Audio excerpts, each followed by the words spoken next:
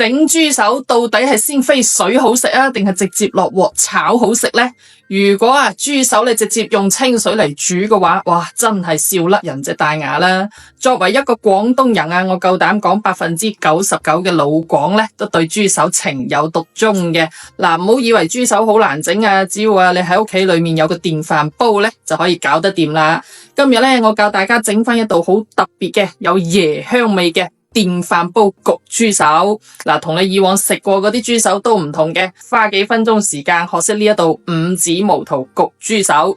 電飯煲版嘅做法非常之簡單，整出嚟嘅味道呢，比出面買嗰啲更加好食，鹹香適中，椰香濃郁，就連80歲冇牙嘅阿公阿婆都可以食到嘅。諗起都流晒口水啊！其實方法好簡單，有3個關鍵嘅步驟，打醒12分精神，認真睇好啦。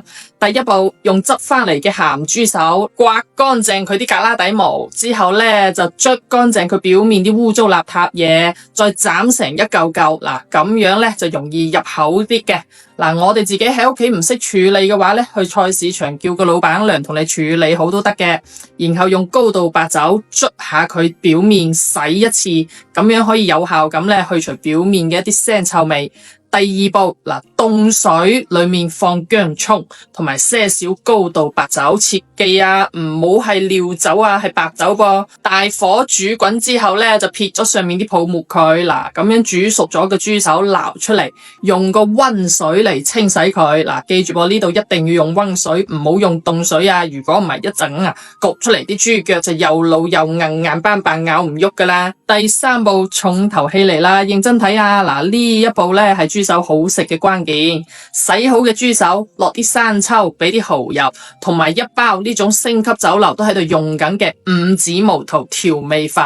佢係粵菜大師傅用呢個五指毛肚磨成粉調出嚟嘅。呢一個比例好正宗，加晒成包呢個五指毛肚粉落去。2斤嘅豬手你就用1包五指毛肚粉，食得鹹嘅或者豬手多嘅你就用夠2包。其他乜嘢調味料味精鹽糖都唔使俾噶啦。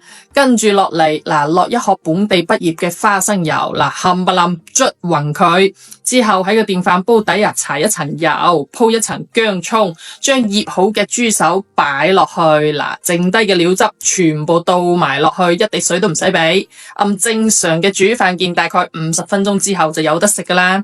關鍵在於呢一個五指毛肚調味粉係經過我哋酒樓無數客戶一致好評調配出嚟嘅。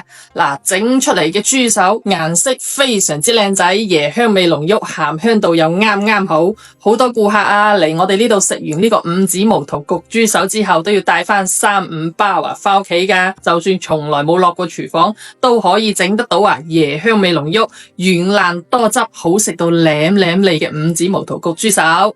想食我哋呢一個同款味道嘅話呢，就點擊我左下角頭像啦。呢度有個櫥窗，我呢一個五指毛肚調味粉就擺喺裏邊俾你哋嘅啦。趁住有活動，嗱臨帶多幾包翻屋企，整俾你屋企啲太子仔太子女食啦。